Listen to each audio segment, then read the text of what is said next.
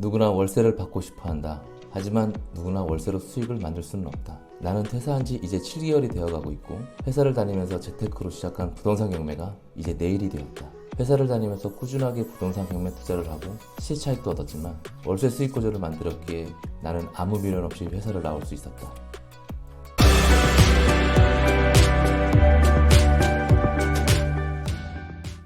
부동산은 시혜차익형과 수익형이 있다. 수익형은 수익률을 어떻게 극대화시킬 수 있는지에 따라 물건의 가치가 높아진다. 월세를 많이 받으면 받을수록 수익률이 올라가고 수익률이 올라가면 매매가도 더 높게 책정할 수가 있기 때문이다.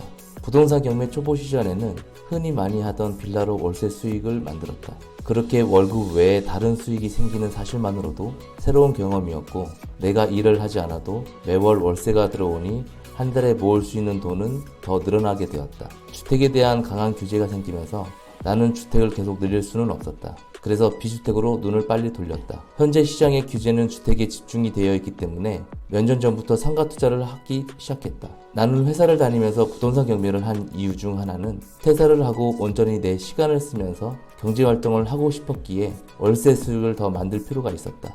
월급이 없이도 내가 월급 이상으로 월세 세팅을 한다면 내가 야근과 주말 근무를 밥 먹듯이 하면서 회사를 다닐 이유가 전혀 없기 때문이다.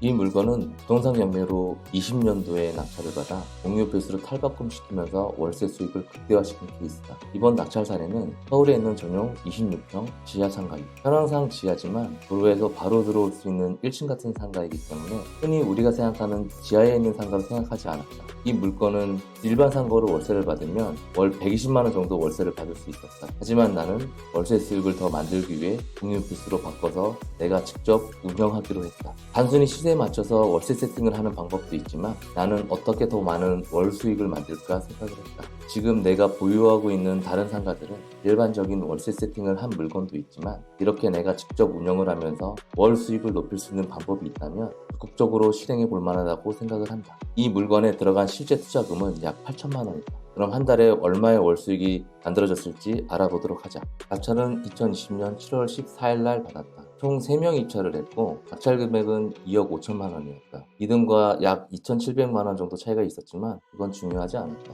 이 정도의 금액으로도 충분히 내가 계획했던 대로 월세 세팅을 할 수 있었기 때문이다. 더 싸게 낙찰을 받으면 좋겠지만 내가 계획이 있다면 실제 낙찰을 받을 수 있는 가격으로 입찰을 해야 한다. 단기로 시혜차익을 얻으려는 물건이 아니고 장기적으로 월세를 받기 위해 취득하려는 목적이었기 때문이다. 물론 시간이 가면 서울의 땅값은 올라갈 것이라는 생각이 있었기 때문에 이런 낙찰가 차이에 따라 일희일비하지 않았다. 경매의 목적은 시세보다 싸게 살려고 하는 것이고 현재 시세보다 싸게 받아서 수익률만 잘 남은 이 상가는 현황상 지하지만 도로에서 바로 들어올 수 있는 1층 같은 상가이기에 지하로 생각하지 않았다.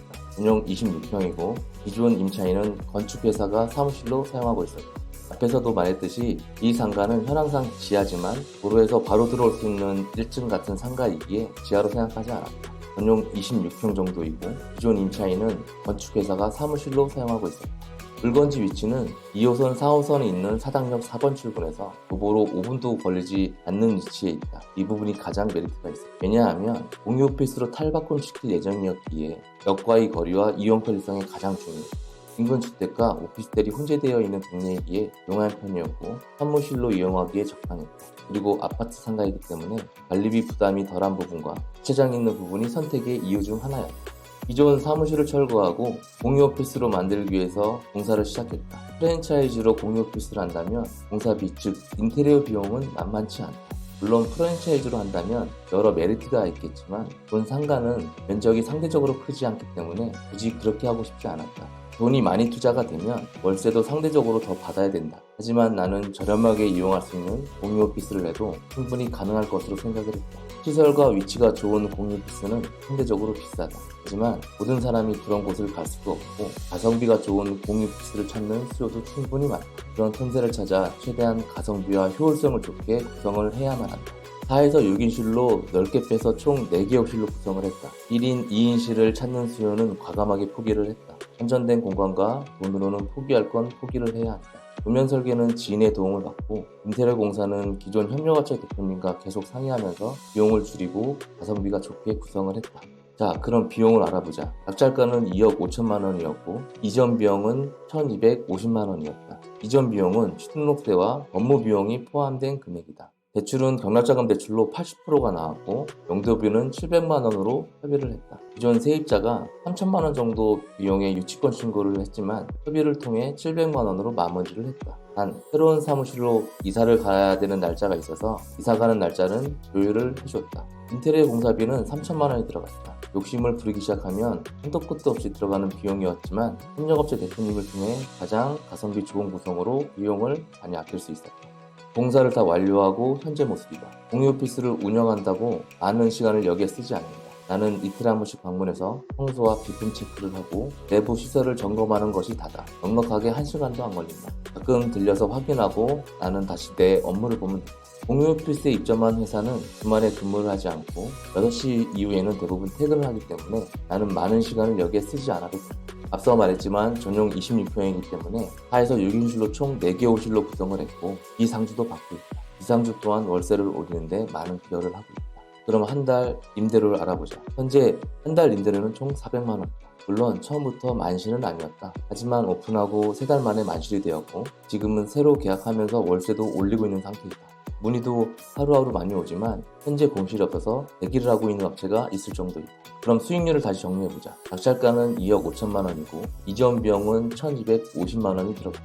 유치권 협의와 이사비로 700만 원을 지급했고 인테리어 비용은 3천만 원이 들어갔다. 총 2억 9,950만 원이 들어간 것이다. 그러면 내가 실제 들어간 돈은 얼마이고 수익률은 어떻게 될까? 총 금액 2억 9,950만 원에서 경락자금 대출 2억과 보증금 2천만 원을 제외하면 실투자금은 7,950만 원이다. 부동산 취득과 유치권 협의, 인테리어 공사까지 약 8천만 원 정도가 들어간 셈이다. 월 수입은 현재 기준 400만 원이고 월 이자는 58만 원이 나온다. 그렇다면 한 달 월 수익금은 342만 원이 된다. 그걸 연수익금을 계산하면 약 4천만 원 정도가 된다는 계산이 나온다. 실투자금 7,950만 원에 연수익금 4천만 원 정도 되기 때문에 수익률은 약 51% 정도가 나오는 투자가 됐다. 만약 대출이 90%가 나왔다면 수익률은 더 올라갔을 것이다.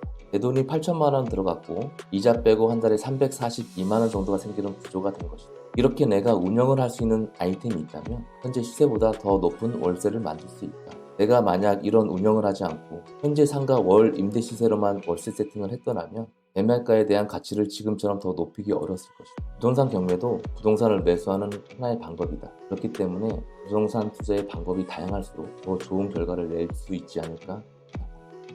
누구나 월세를 받고 싶어 한다. 하지만 누구나 월세로 수익을 만들 수는 없다. 부동산은 꼭 시세차익으로만 돈을 버는 것이 아니다. 내가 회사를 다니면서 월급을 안정되게 받고 있다면 시세차익형 부동산에 투자해도 나쁘지 않다. 하지만 내가 퇴사 계획이 있으면 월급만큼은 아니더라도 최소한의 월세 수익을 만들어야 퇴사 후에도 버틸 수 있다. 시세차익형이 좋다, 수익형이 좋다라는 의미가 아니라 나의 상황에 맞는 투자를 하는 것이 중요하다. 규제는 늘 있어 왔다. 규제가 있다고 멈출 수도 없다. 규제 안에서 내가 할 수 있는 투자가 어떤 것이 있는지에 대해 계속 고민을 해야 한다. 이제 다시 어떤 정책이 변할지 모른다. 그때에는 또 거기에 맞춰 투자를 하고 수익을 내면 된다. 이제 직장생활을 하면서 부동산 경매를 하는 상황이 아닌 전업으로 하고 있기 때문에 더 치열하게 고민하고 실행을 해야 한다. 나는 수익만 낼 수 있다면 시세차익형이든 수익형이든 다 좋다. 부동산 경매는 내가 가격을 정할 수 있다. 그게 내가 부동산 경매를 좋아하는 이유다.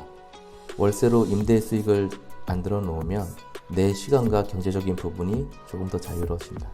우리가 월세 수익을 원하는 이유다.